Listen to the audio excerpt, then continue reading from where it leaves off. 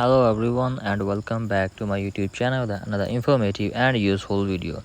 So guys, today in this video I'm gonna show you how can you fix Wi-Fi is not working on your iPhone.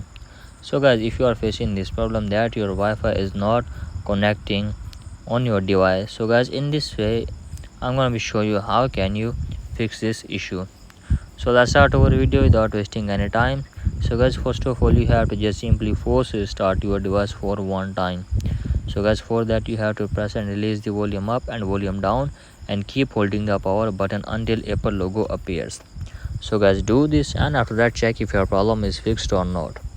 If you are having still this problem, then you have to just simply open settings and then tap on Wi-Fi and then tap on that warning button, and then you have to just simply tap on password and copy the password, and after that forget this network and turn off your Wi-Fi and wait for some seconds, and after that turn it on again and then reconnect your Wi-Fi and check if your problem is fixed or not.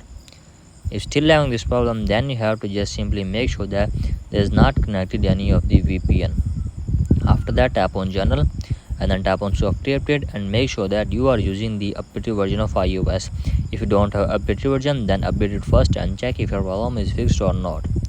If still having this problem, then you have to just simply make sure that your date and time is correct and set automatically is turned on.